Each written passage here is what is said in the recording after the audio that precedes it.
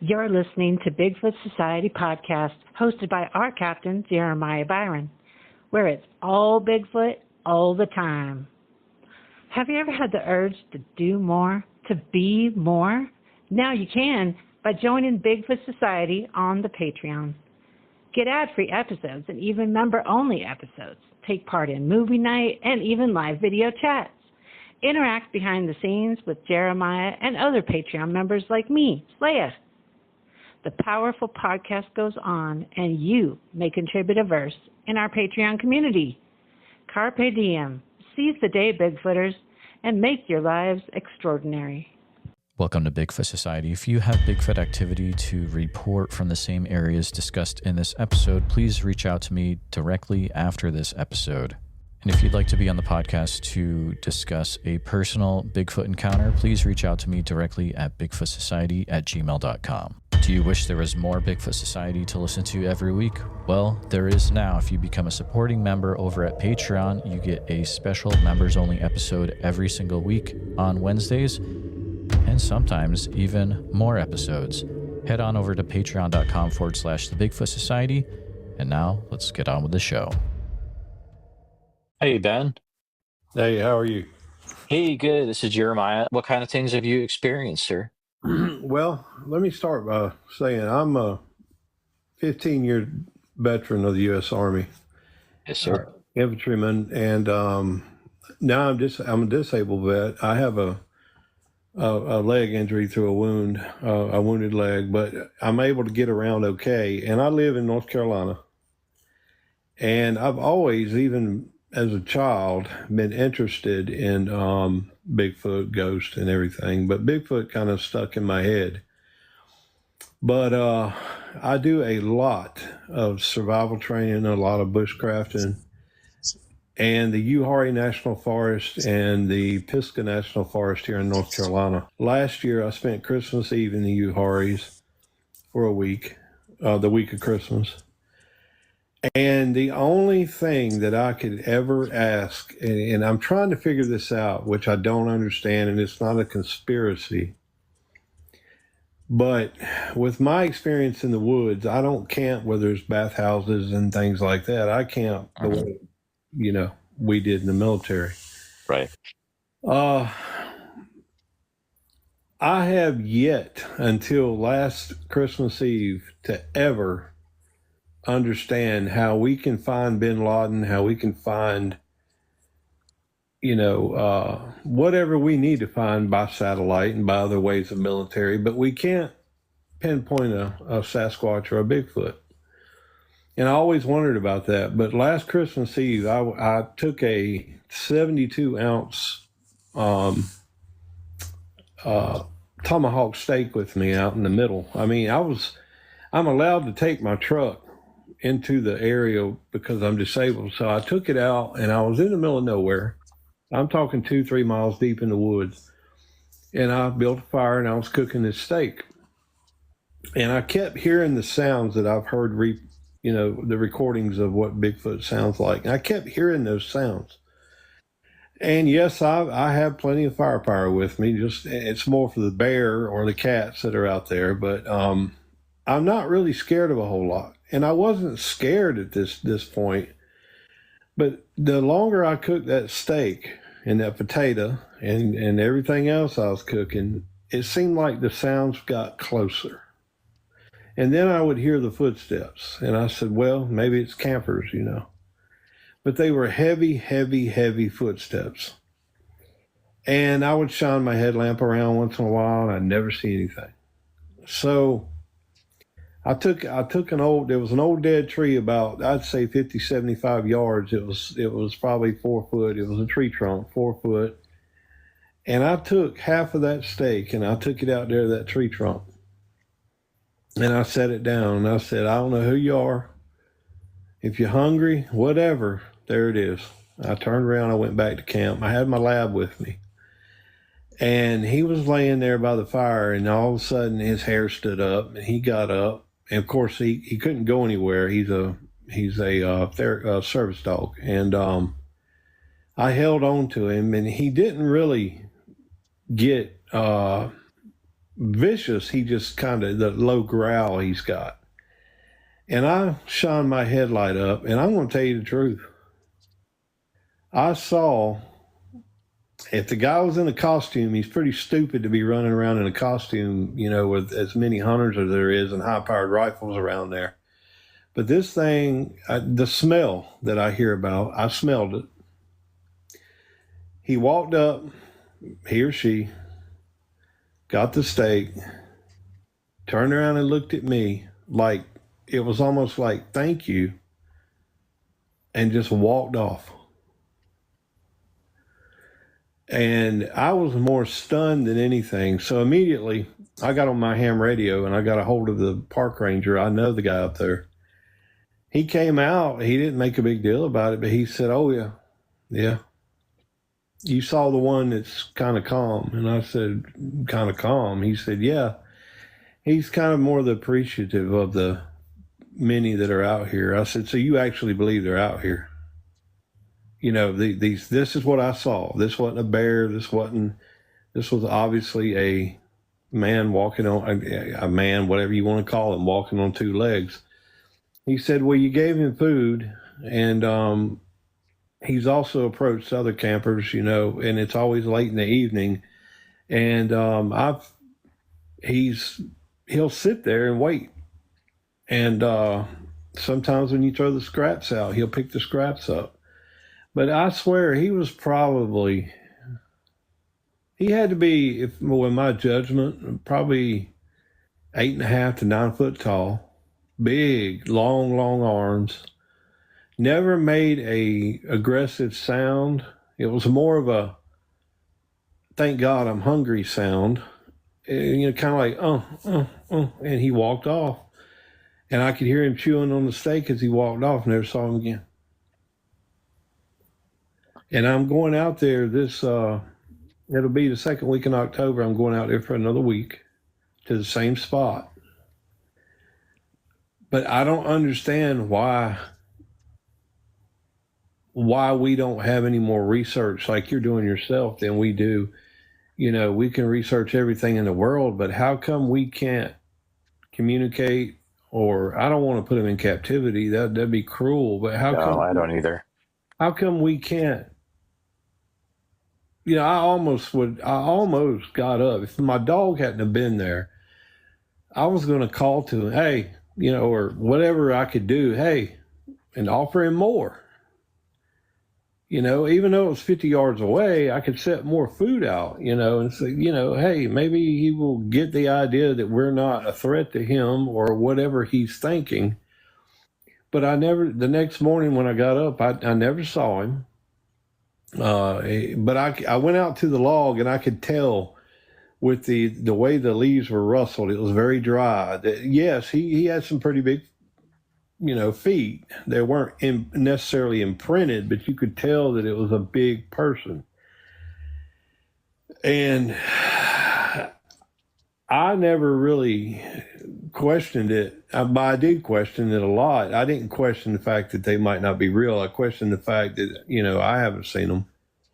But why won't they, in your experience, what's keeping our researchers from actually getting closer to them than we have versus we're finding? We can locate anything in the world. Military can find anything they want, but they can't find Bigfoot. That just doesn't make any sense to me. So it's a good question. I think that they can. I think it's not happening because look at what's happening with the UAP UFO community over the last 5 years, where there are so many people that are organized and they are pushing and pushing and pushing to the point where the government had to do something. They're like, yeah, you guys are pushing so much. Okay, we're going to start, putting stuff out there. And to be frank, we're not organized. And there's not enough people that are seriously going at it and pushing for disclosure. So that's my personal. I think that if tons of Americans got behind this and just everyone was like, tell us what's going on with Bigfoot, instead of asking, tell us what's going on with aliens or UFOs, it would be the same thing, but it would be with Bigfoot. That's my personal opinion to do with that. Do you think our government's killing them?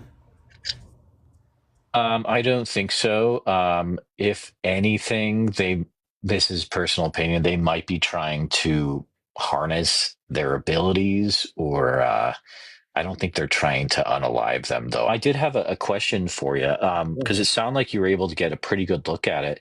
Do you remember any details of the face of the creature that you saw? I'm gonna be straight with you. When he turned around and looked at me, he looked like it was a very dark colored hair. First of all, it wasn't black hair. It was dark brown. But when he turned around and looked at me, the thing that I noticed is he had the eyes. You know how cat's eyes and dog's eyes reflect light. Yep. Ours do not, and his did. And okay. When my headlamp hit him when he turned around, his face looked like. Are you familiar with Charlie Daniels? I'm sorry to bring. He's a country the old country guy. Yeah, I am, because I actually met him when I used to work for Apple. I saw him walking out of my store. So yeah, I've met Charlie Daniels before. Well, he's from briefly. Wilmington here in North Carolina. He's okay, cool. But anyway, right. I remember meeting him one time, and his he had lost a child, and it was that sad look face. He had that look, but it was the darker complexion. He did not look mad. I didn't see any teeth. I didn't see it. I'm telling you, man, he looked like he was appreciative of what I did. And I was in so much shock.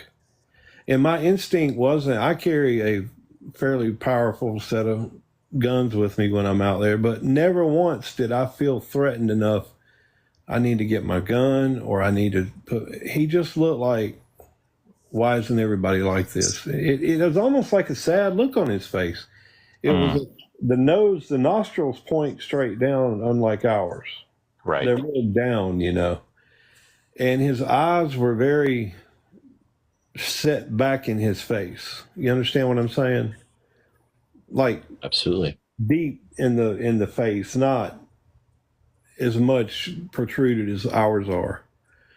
And but his footsteps and just the way he walked away was like he had just lost his best friend. And people tell me I'm crazy, but I don't drink, never have, don't do any stupid stuff like that. And I said, well, the ranger believed me because he'd seen him before, and the guy still sees him. He says he don't bother him. That's the wildest part, is that this ranger that says, no, we totally know tons of these creatures, and we know them well enough to be able to tell which one you're talking about with just a little bit of information. That's the crazy part. You know what I mean? Those are the kind of guys that I want to talk to, but it's hard to talk to them because usually they wait until they're retired and then they'll talk. No, the guy, I can actually get you in touch with him. He's make it happen, dude.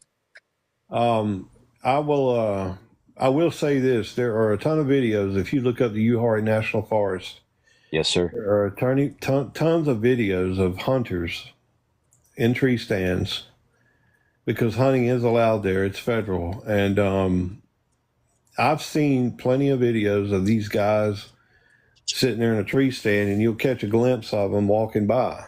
And my one question to the ranger was, has any hunter ever shot at one? And he said no. He said every single hunter, and I don't hunt, I just carry for protection. He said every single hunter that has seen one has been, it's almost like there's no threatening feeling, and he just sits there and he's like, why do I want to kill it? Unlike a deer walking up to you, that's a little different. But it's that feeling of, man, I feel sorry for these things, I mean, they don't understand. They probably don't understand what we're doing. It's the strangest thing I've ever experienced. And if you can, I forgot your email. What is it? Bigfoot something at Gmail? The Bigfoot Society at gmail.com. What I'll do is I'll get in touch with him Monday, Okay. and I'll have him shoot you an email. I'd really appreciate it. And if you're headed back out there in October, you can always feel free to reach out to me if other stuff happens while you're out there for a week. I'd love to talk to you again. Yeah, I gave you a follow. So what's your name? I'm sorry. I apologize. My name is Jeremiah. I'm the host of the Bigfoot Society podcast. So I talk to people about their Bigfoot encounters. You can find me on this platform, YouTube, all major podcast platforms. Website is bigfootsocietypodcast.com as well. So, well, this time I'm going to have I don't have fancy cameras, but I have a spare iPhone, and I'm at least going to set it up and let it roll, all night long and see what I do. I mean, hopefully I'll get lucky again. But be safe out there. I'm glad you have your service animal with you as well for protection. No, he passed away a month ago, but that's okay. Oh, I'm sorry to hear that. But now that he's not with me, I think I feel a little bit more comfortable I won't have to worry about him, chasing after him. So absolutely. We'll see what happens, and I'll be in touch with you, man. Yes, sir. Well, I look forward to getting some emails from this, and thank you so much for coming up. You have a great night, sir. Show. Appreciate it. Thank you. Hey, is it Ray? Hey, guy. Hey, Ray, feel free to share what you experienced out there in High Point. It's got to be like 10 years ago, man. Okay. Truck driver, delivering like 2 a.m. I was delivering furniture to a warehouse, middle of nowhere. But when you get off the highway, you had to go down the side road that took you real deep, like into by a quarry. And that's when I just was driving and came straight upon something standing right in the road. I mean, fearless, just standing there. My high beams are on. It's a loud engine, but I pulled the brakes. When you pull the brakes, it's extremely loud. Still wouldn't move. Kind of turned. This is what got me the most. He stood eye level with me in my semi. Just turned and looked at me. Now, the problem that I had, I just never seen anything like it in my life. And the face on him was kind of human. But the hair, you almost felt like you were looking at something. Listen, I've seen bears. I know a bear or anything when I see it, but I just never seen anything like this in my life. And he was mad. He was kind of like,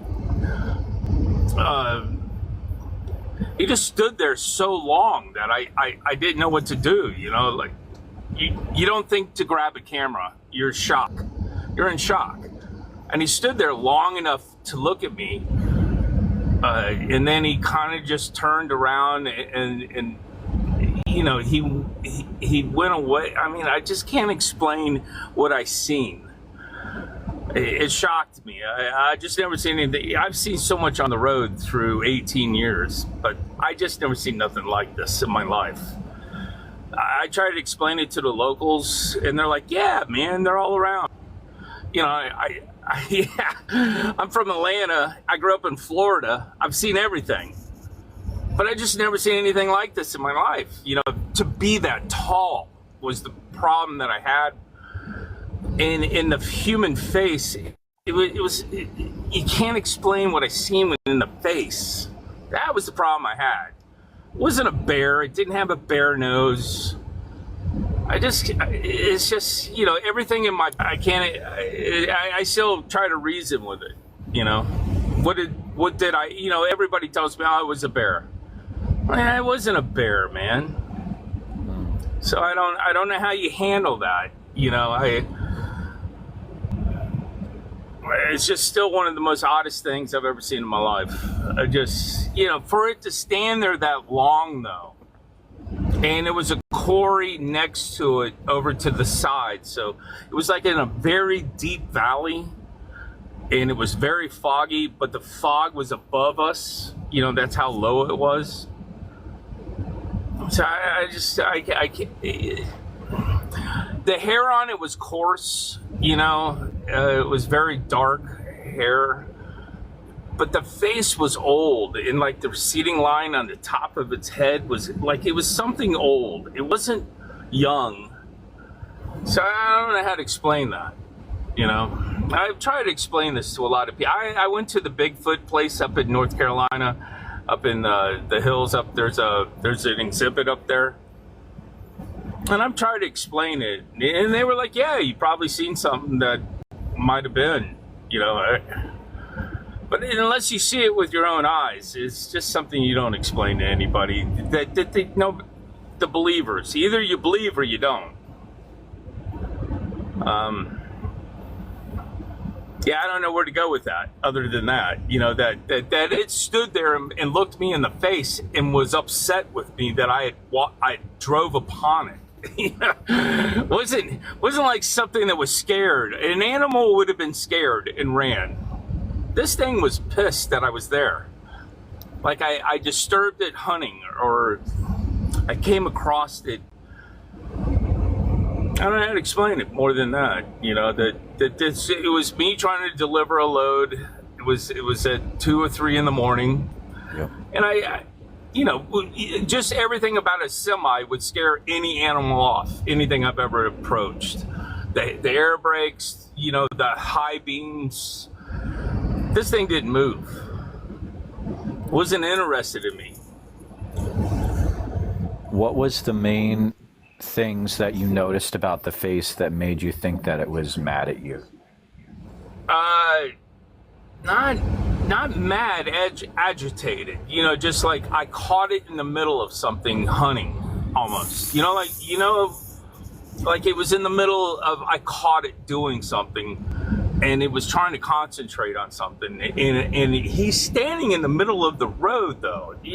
Listen, man, when I climb into my truck, that's got to be at least, what, 6'10"?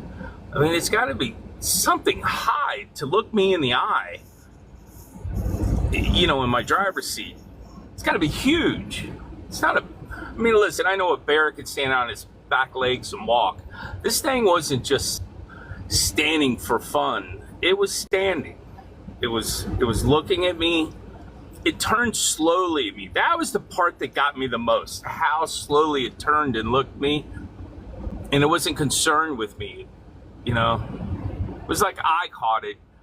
And I sat there, and he was like, all right, man, what's going on? You know, I went straight to the security guard when I went to deliver, and he goes, yeah, that's huge.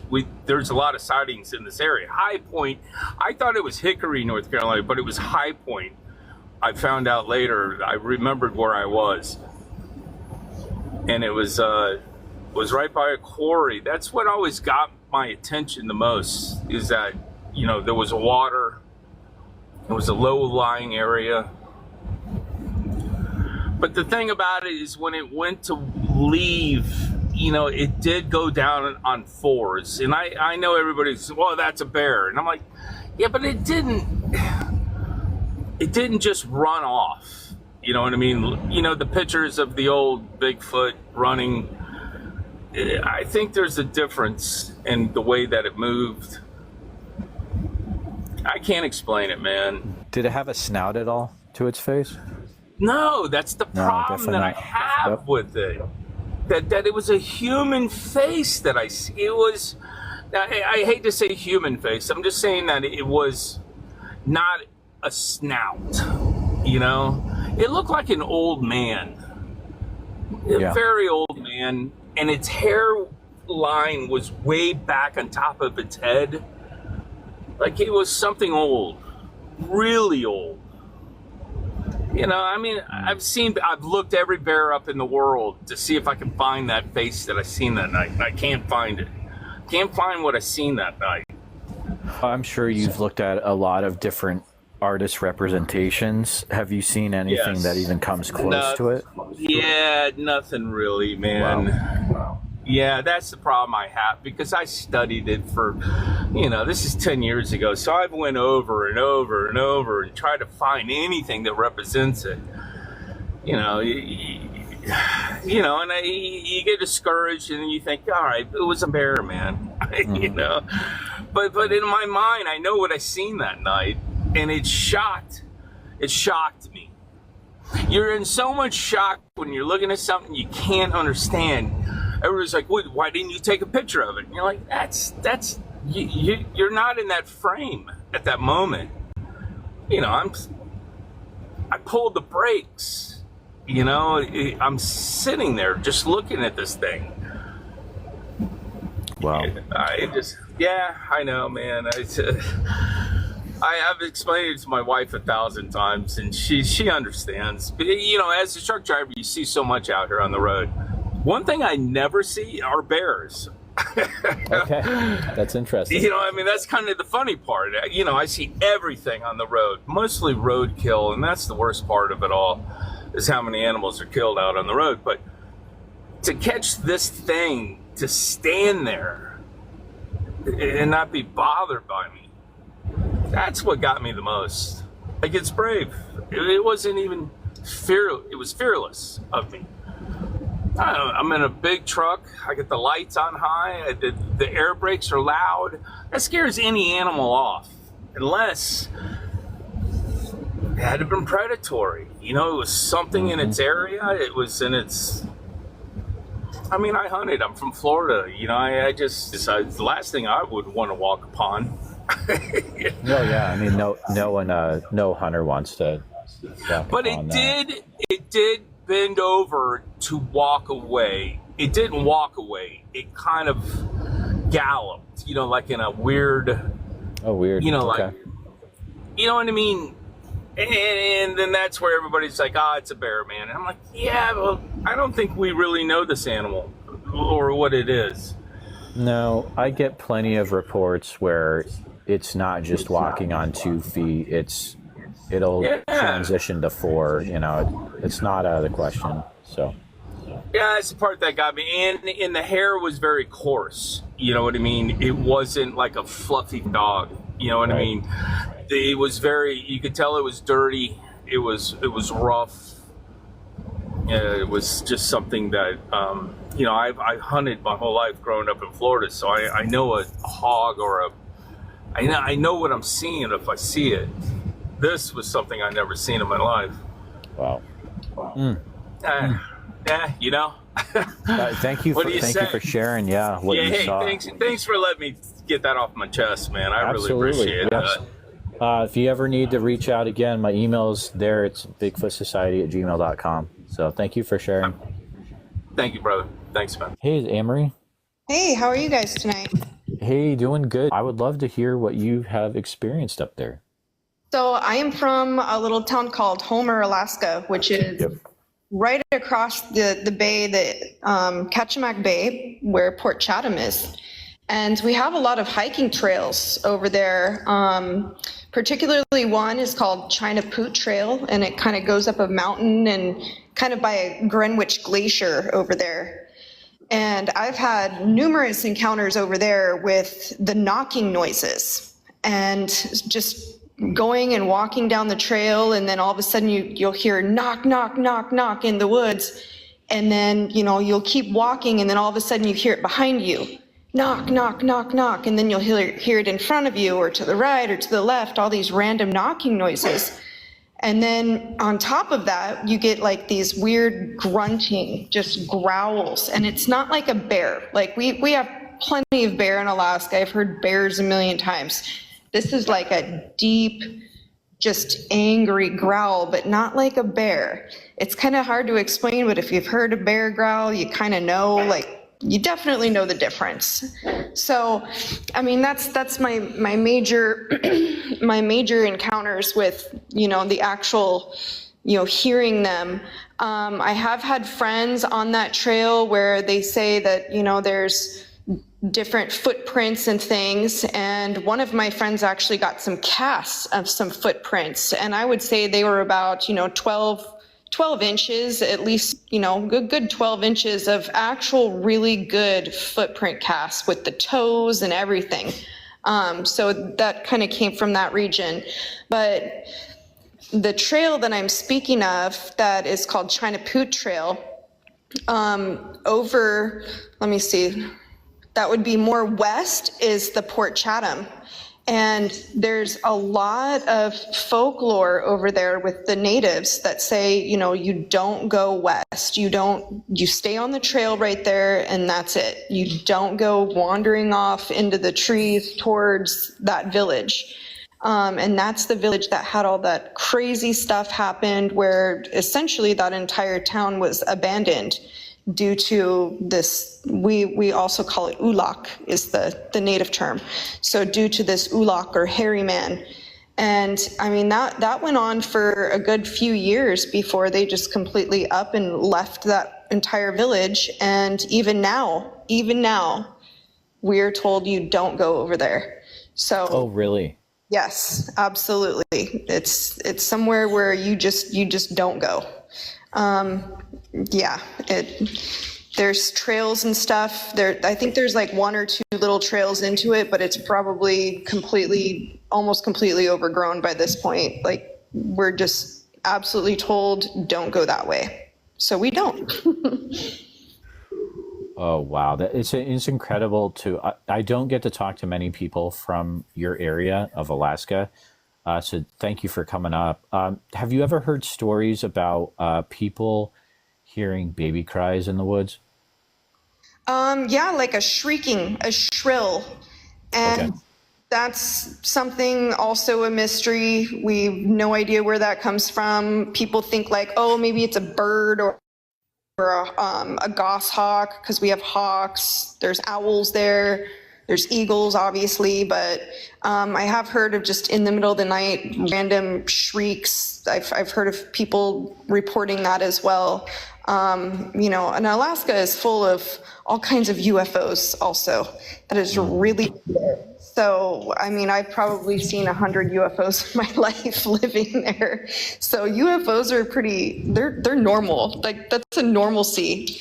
Like, people just literally say, oh yeah, I saw one of those kind of UFOs the other night. We've got, names for them now, the triangle one, or the pill looking one, or, they're just like a normalcy there. So Bigfoot to me is more intriguing because, I haven't really seen one, but I just know the evidence of them. And my other friends have seen evidence of them, but nobody's actually like locked eyes with one that I know of yet. So. Talked to a few people over, and I don't know if you're aware of like Prince of Wales Island on the southeast part of Alaska.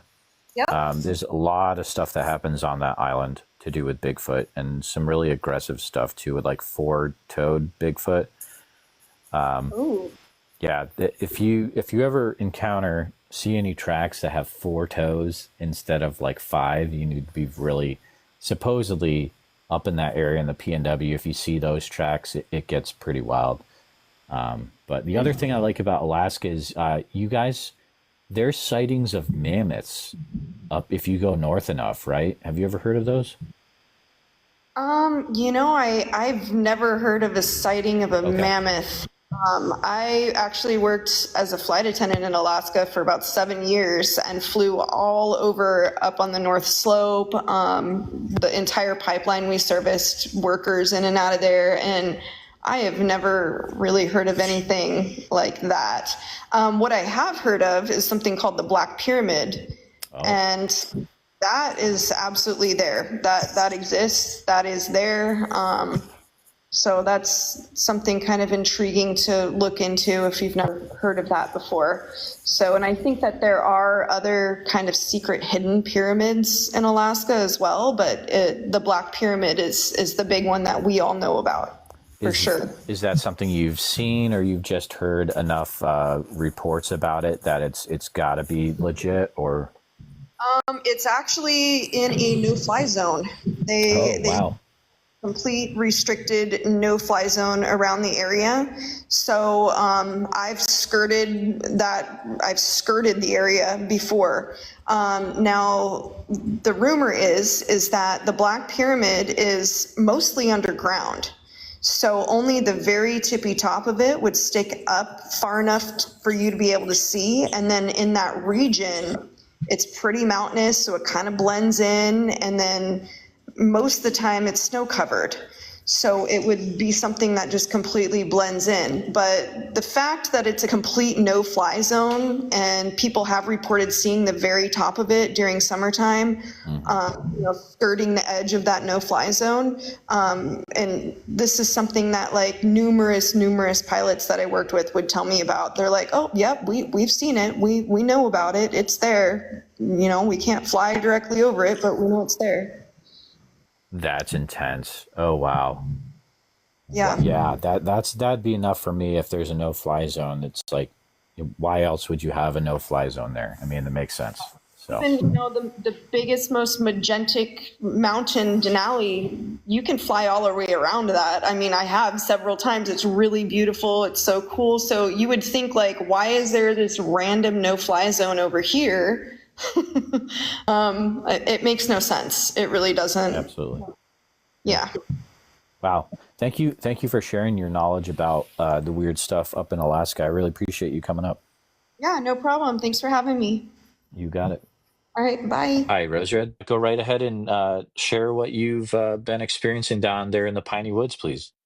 All I can say is that I don't know what it was, and I never saw anything.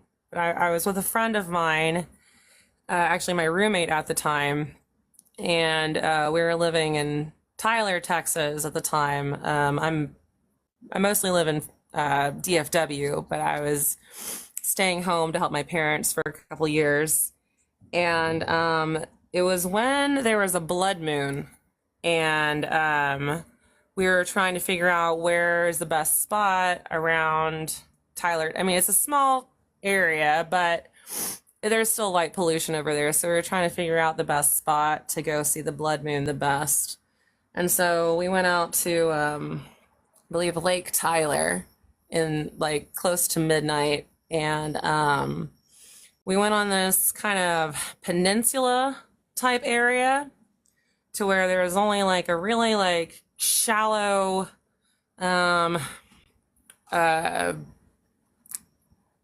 I guess, way into the little island, peninsula. And the thing is, around East Texas, there are tons of cows, tons of people pasteurizing. But, I mean, another thing, if you've grown up in East Texas, I lived there until I was 14 and then moved to DFW. Cows don't usually make a lot of noise in the middle of the night. They can. But usually that's if something's going on. And so we were right next to the lake, waiting for the blood moon. And we were hearing this one cow that seemed kind of like off in the distance, but not too far, like way less than a mile. But it was separated from the herd. And it seemed kind of like a younger cow. And it was definitely like, it was up at a time that cows usually aren't awake. And it was making sounds in distress. And we could hear the rest of the herd in the back, kind of like calling for it, which we thought was weird. But we were like, oh, whatever, maybe it got, its legs stuck in a hole or whatever, which can happen. Then I remember also hearing a bunch of coyotes, a ton of coyotes in the back. And I wouldn't even mention this to anyone if I had not had someone next to me. And so we're sitting in my car and we're like, this is kind of weird, but whatever.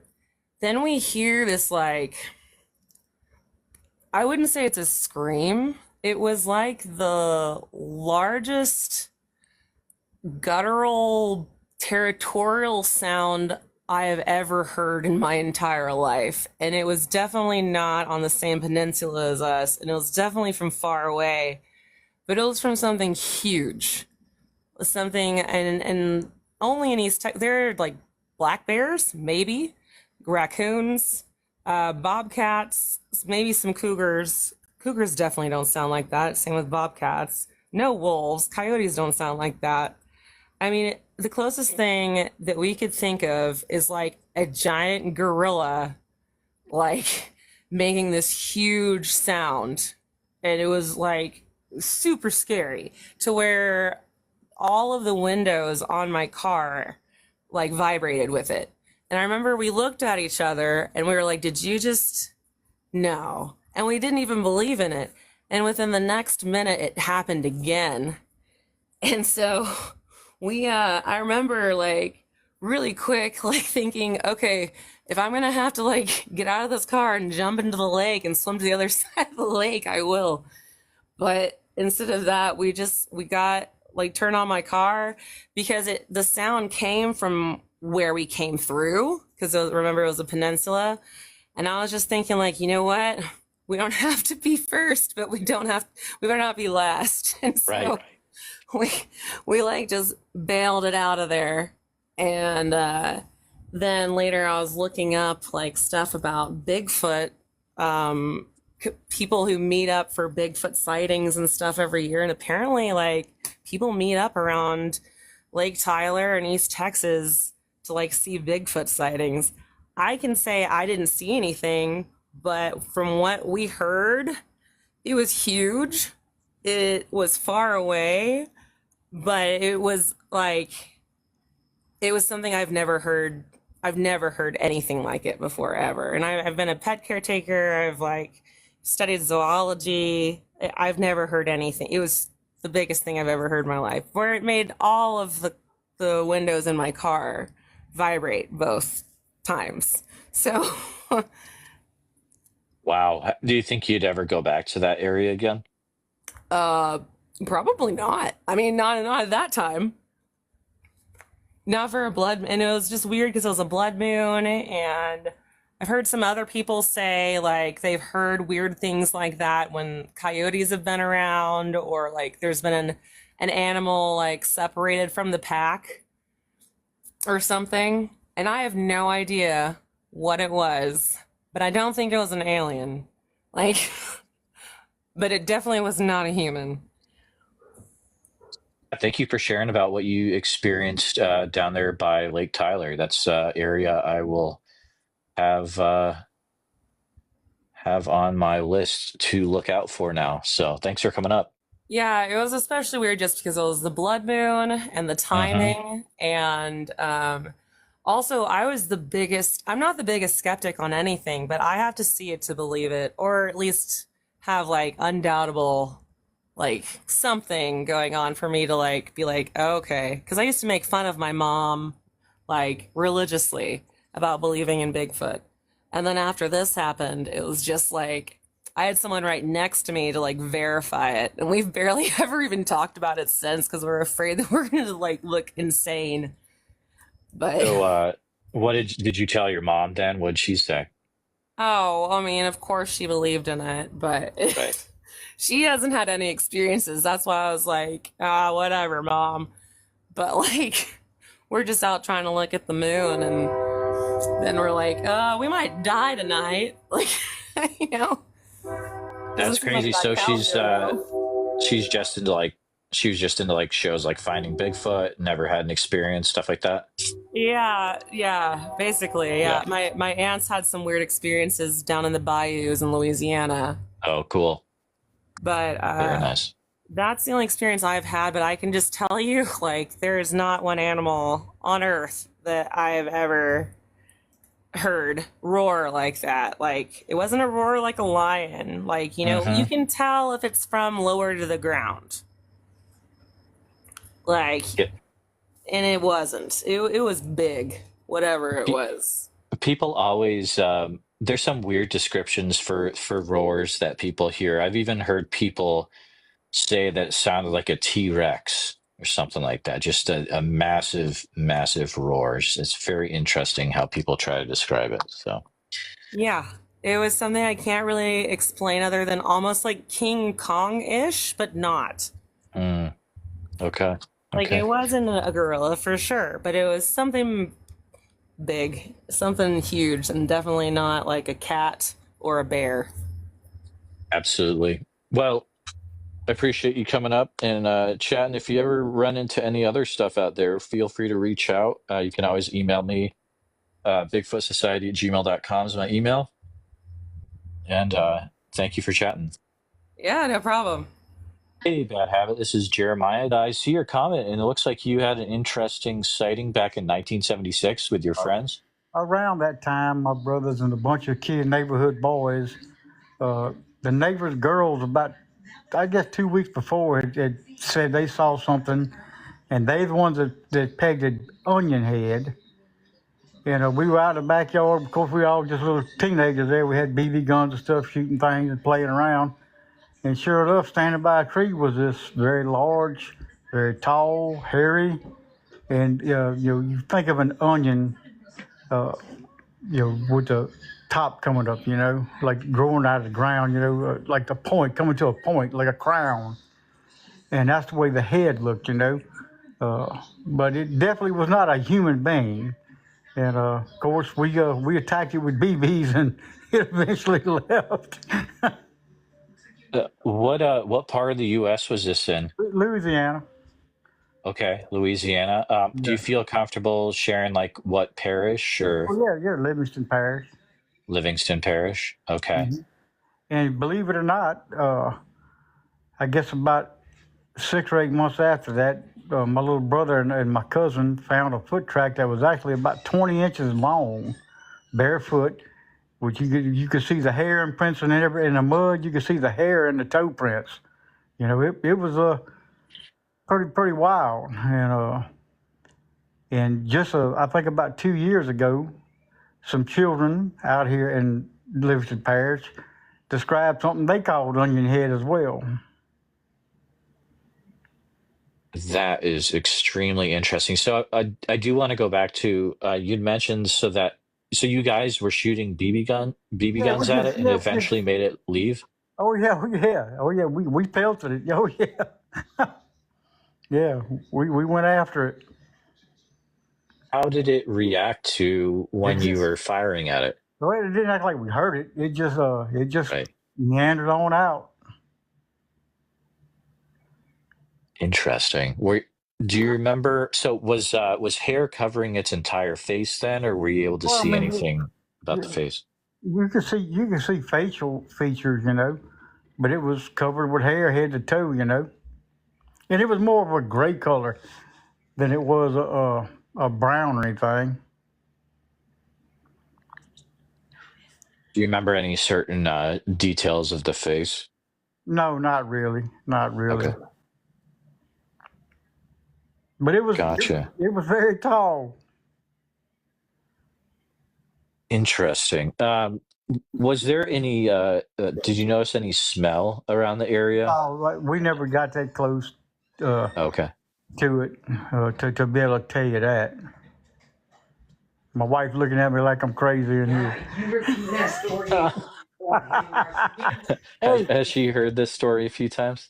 She's heard us talk about onion head, me and my brother. Yeah. She certainly has. And my little brother, he is a very respected man out in this parish, and he'll tell you the same story. He won't deviate a bit.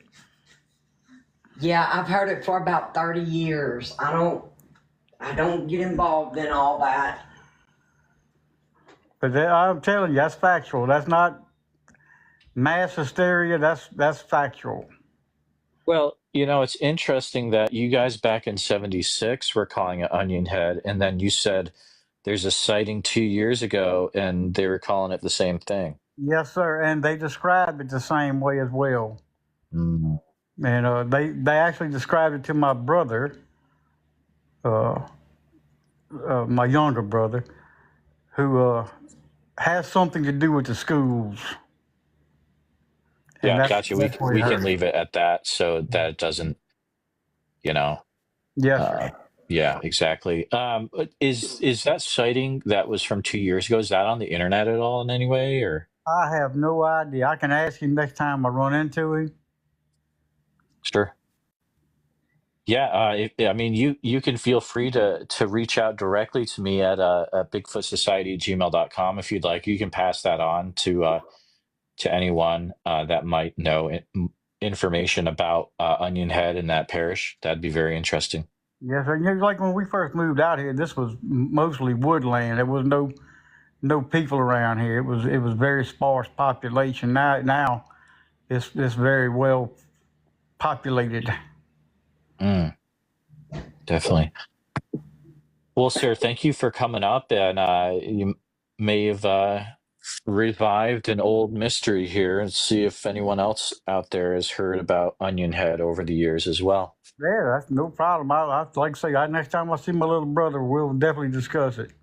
Yes, sir. All right. I'll be awaiting future email, hopefully. But thank you for coming up, sir. Yes, sir. Squatch and Holler, what's up? I'm kind of chilling out at the house here. Oh, I got it. Dude, what's been going on, man? Man, I'm just dealing with a bad hip and trying to get it, fixed, and just kind of sitting around. Haven't done much Bigfooting and any, I've got all this spare time and I'm hurting so bad I'm not even thinking about it. Getting old, man. I was thinking about you the other day, dude. I hope you get past that pretty soon. I appreciate it. We did go out to the north end land. I put a recorder out, and my son and wife, they put up we had a 10 by 10 at a table, and we sat out there for about 3 hours or so to about 11:30, and I had a fire going, and I left a recorder out. I haven't gone over the audio yet, so that'll give me something to do maybe tomorrow or so. But there you go. And that's down in Marshall County. Yeah, the reason we went, Heather's dad, he's got a dozer there, and of course he don't believe in all this, and they were clearing out some stuff, and I'm like, we need to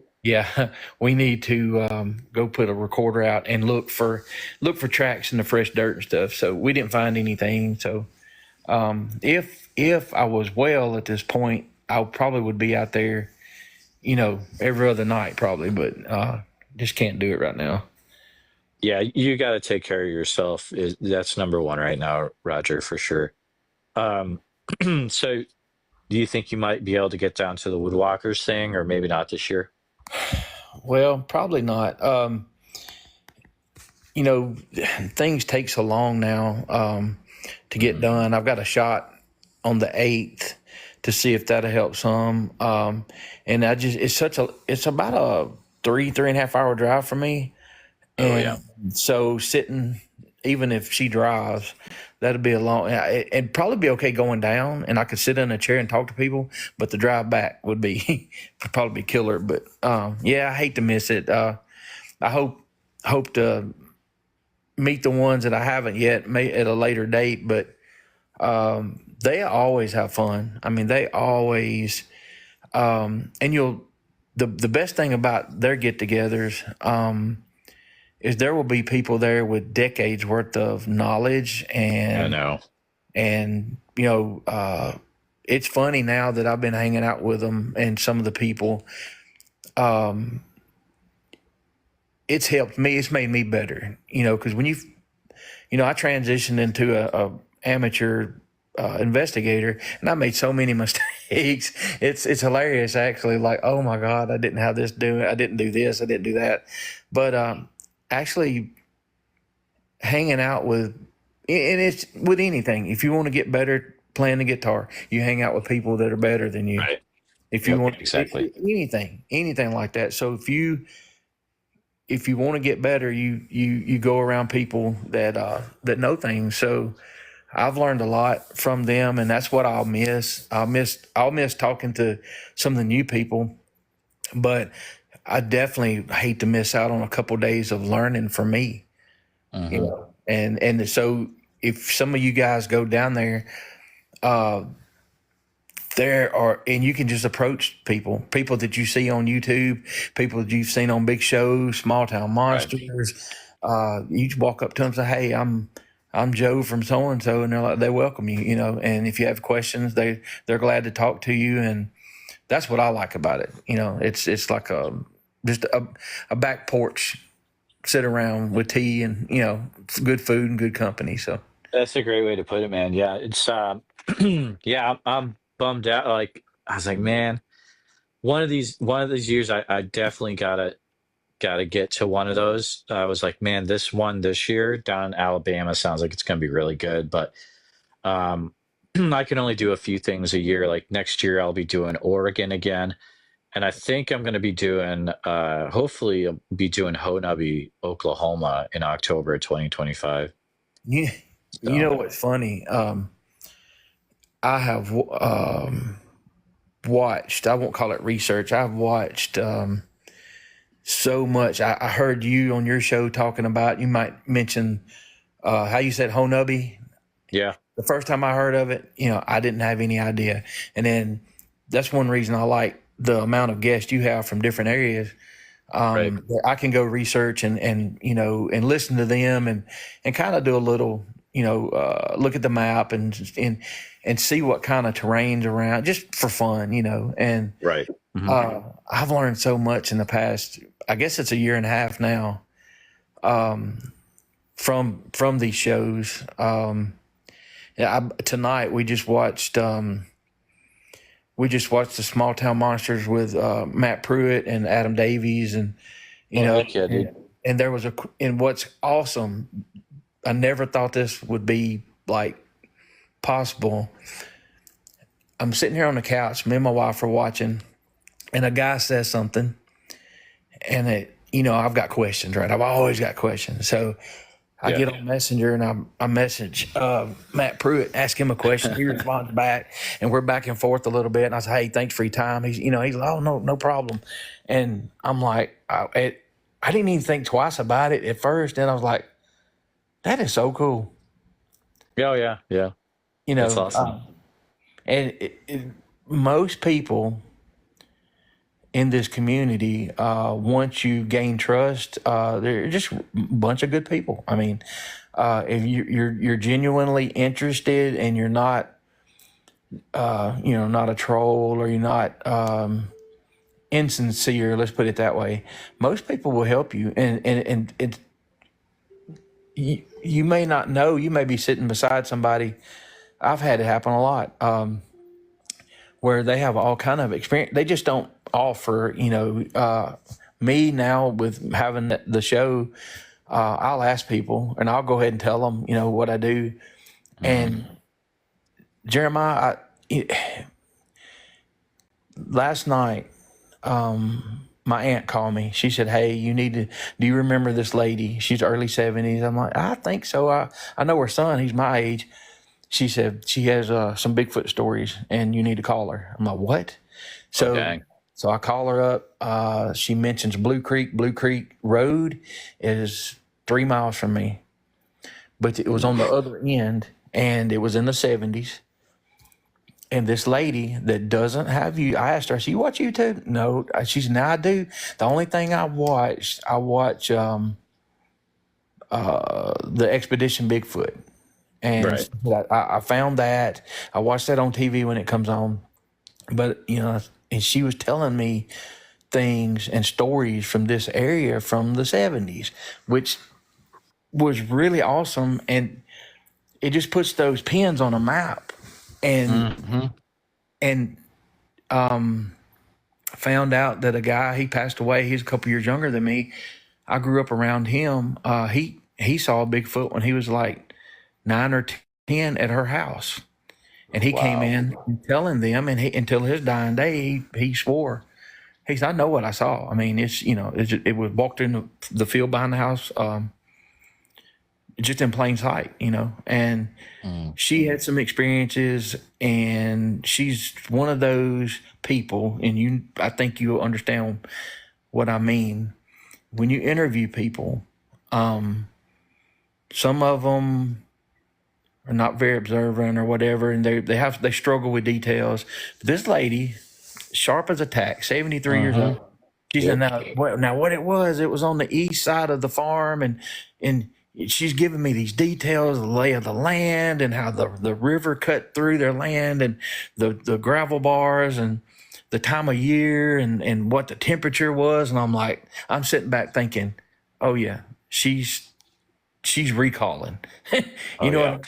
and I love, and I just let her talk and probably talked for an hour and then immediately called someone who had experiences in that area, years ago. So you can get into this subject for the right reasons, and people will share if they trust you. That's the main thing.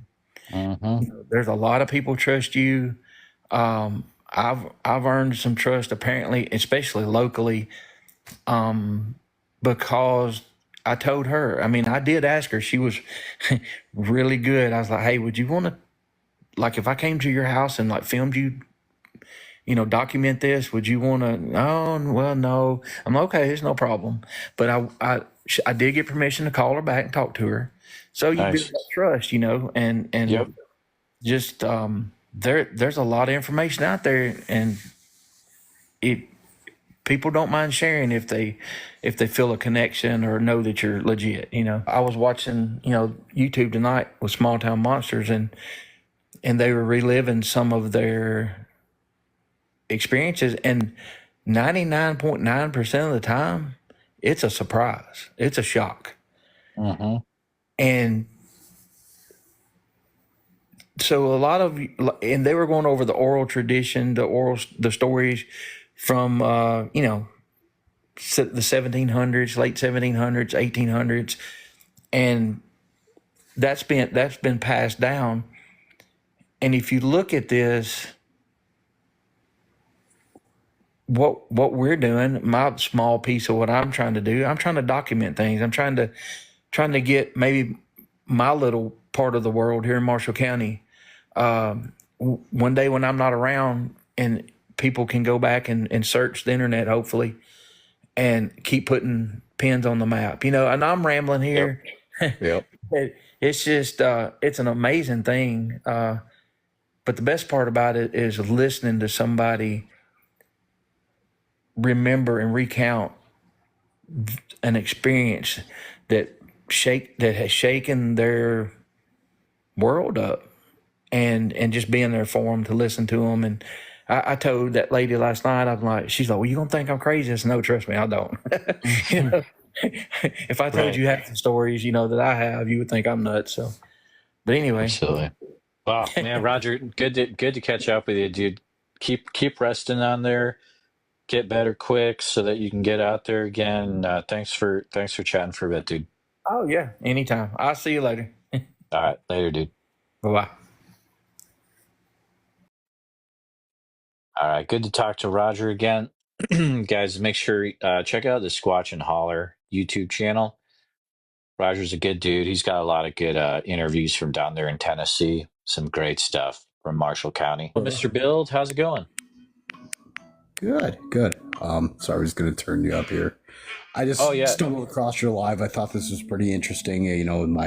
My experiences with the big-footed monsters. I've got a video I can send to you as well. It's actually on TikTok. It's way back in my videos, but there was one time, I believe about 6 years ago, I was bow hunting pretty far off the road in the middle of nowhere, and I was going through some small trails, and I found what they call a mitten foot print in the dirt. And so there was one, and then it kind of disappeared off into, hold on, that's my baby real quick. Oh yeah, no problem. Disappeared off into the trees.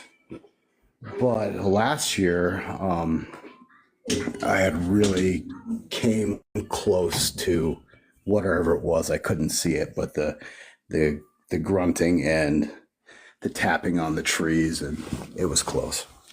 It was really close. You said the panhandle of Idaho? Yeah, so this was north of Sandpoint, up in the mountains, in the Selkirk Mountains. Yep. I'll tell you what, there's some weird stuff that happens up there. I've talked to a few people up there, and there's some really weird things that happen in Northern Idaho, no doubt. For sure, man.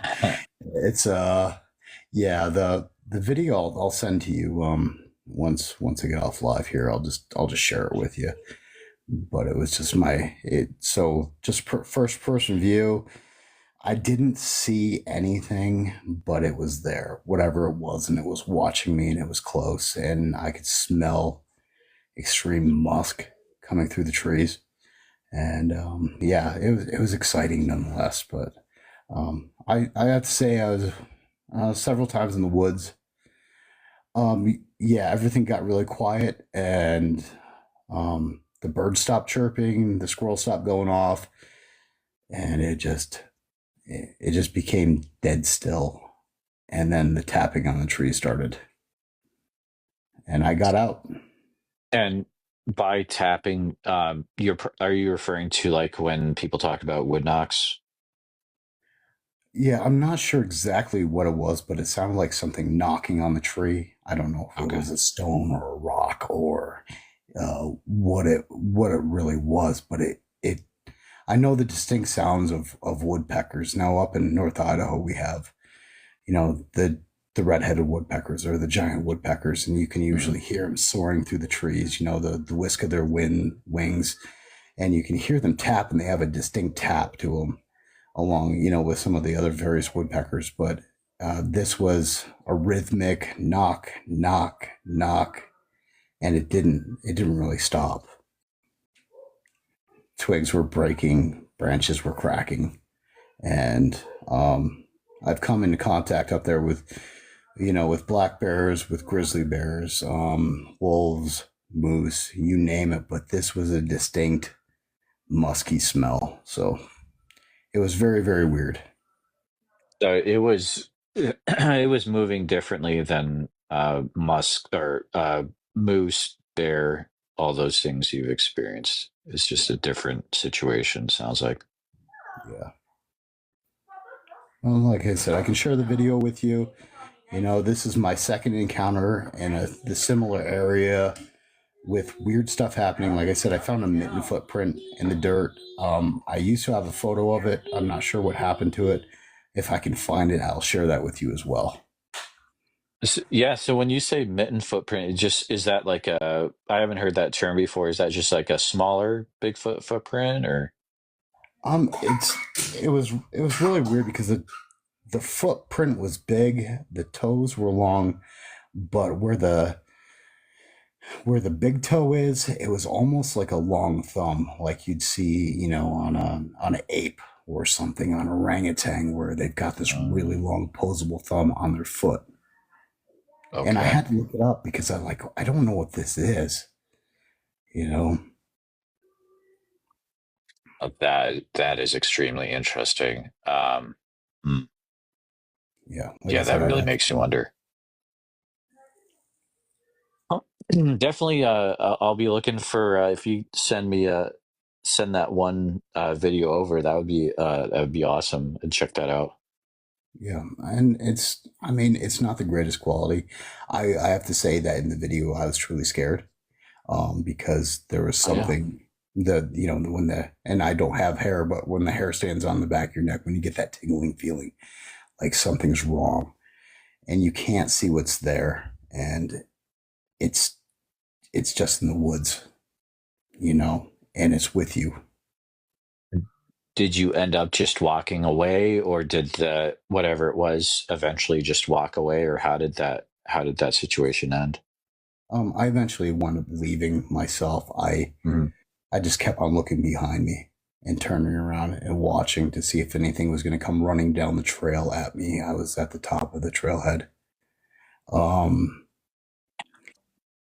So it's in that part of the world, up in the Pacific Northwest, nothing was thrown at me. I was minding my own business, but in that part of the world, like we've got, like I said, we have black bears, brown bears, wolves, mountain lions, we've got moose and elk and just giant animals, but this was something completely different. So, yeah. Very interesting. Thank you for coming up and for sharing. You're welcome, sir. Nice to meet you as well. I turn on my camera, but I'm just laying here in bed and I look all weird. So You're good. No problem there. But yeah, definitely. I'll be looking forward to your message, and thanks for coming up, man. Yeah, you're welcome. Thanks, Phoenix. All right, if you want to boot me, you can. You got it. Thank you. Please take a minute to help out the show by subscribing on YouTube, making sure you hit the bell so you don't miss any notifications, and share the episode on YouTube with a friend. Also, if you're listening to us on a podcast, thank you so much. Make sure that you're subscribed, share the show with a friend. Really, it's all about sharing the show wherever you can. If you've had a Bigfoot encounter related to the following or know someone who has, please reach out to me at bigfootsociety@gmail.com or pass on my email. Here's the list. If you've had any encounters in Oregon, which I'm sure there's probably a few of you out there, please feel free to reach out immediately. You can use email bigfootsociety@gmail.com. A special thank you to all the Bigfoot Society Patreon and YouTube channel members. It's your support that helps keep the show going, and I extremely appreciate it. If you want to join in the fun, you can join over at patreon.com/the Bigfoot Society. I'll see you there. And again, thanks for listening.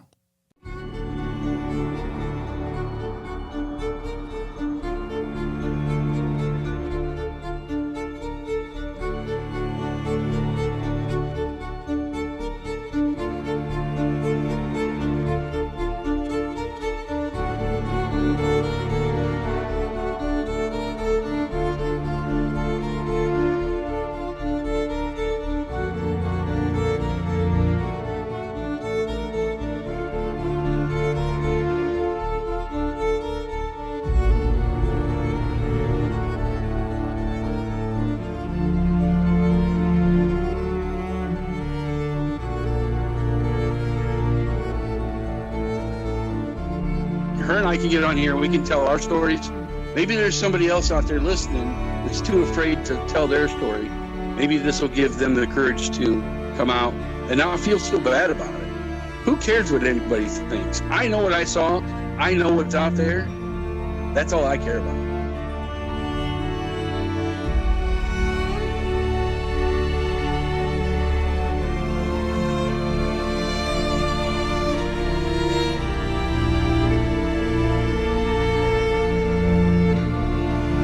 Let people know.